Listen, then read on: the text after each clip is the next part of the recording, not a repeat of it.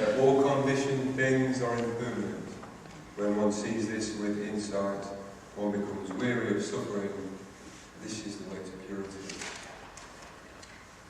So I often tell people that the first time that I meditated was when I was 16 and sat on a rock halfway up a mountain in the Lake District. And someone had said that to meditate, you just clear your mind. And so we all found our own little rock to sit on this majestic slope, and call it beginner's luck, but it seemed to work. And for years I thought that this was my first experience of meditation, until recently I remembered an experience 4 or 5 years before that, when I was just a boy. And exactly when it happened, exactly when this happened is a little hazy, but again I was sitting on a rock, this time in the Yorkshire Dales in a field, and I'd become very concentrated just by looking at the surroundings. And the reason for this was because exactly a year previously I'd been sat on exactly the same rock, in exactly the same field, but under different conditions. A year before, the field was neatly cropped by sheep. It was full of tents, it was full of friends, it was full of laughter. But now, however, the field was empty and unkempt. It had shaggy long grass, foxgloves and thistles, and there were no sheep, no tents, no laughter. And what I was experiencing was impermanence. And I remember actively calling to mind my memory of what was no longer there, and sort of cultivating these strong emotions that I was feeling in my body. Yet, with no context to understand this experience, the memory became buried. It became buried under layers and layers of new memories over 20 odd years or so. And then, somewhere amongst thoughts about whether or not I'd be able to meet this month's rent payment,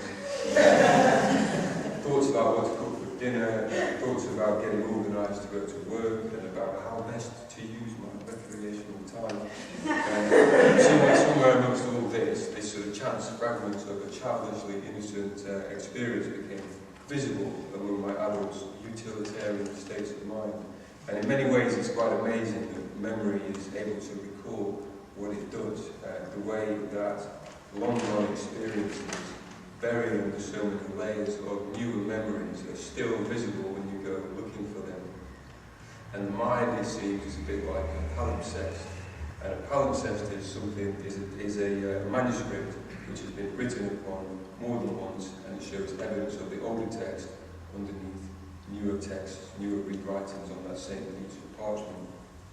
So last week I took a walk down to Parkwood Springs, starting near West Bar, and then heading past Kellam Island, passing through the urban desolation that is Neepsend. And the landscape down there is a palimpsest as well, in a way like the Rhine. And I walked past new apartment blocks. I walked past an old church building with no roof on. I walked past the river. I walked past the Wells Richardson building of chartered accountants. I walked past an old factory now being used as a skate park. I walked past the gasworks, and eventually I came into a patch of ancient woodland. And the city, it seems, has similarities to the mind. It's possible for the ancient memories of the land and the layers of industry and urbanisation that laid on top to sort of coexist side by side, and to walk through the city and pay attention to this in the surroundings, in a way is paying attention to impermanence.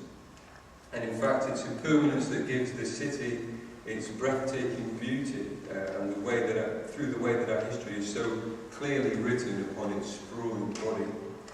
And I've spent countless hours just trying to decide whether or not to move out of the city, often motivated by childhood experiences of nature, such as the one I've begun to talk with.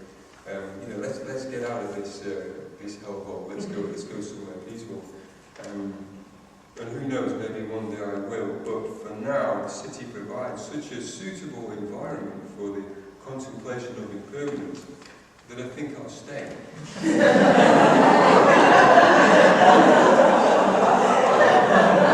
And so my Dharma gems from Dhammapada: all conditioned things are impermanent, And when one sees this with insight, one becomes weary of suffering, and this is the way to purify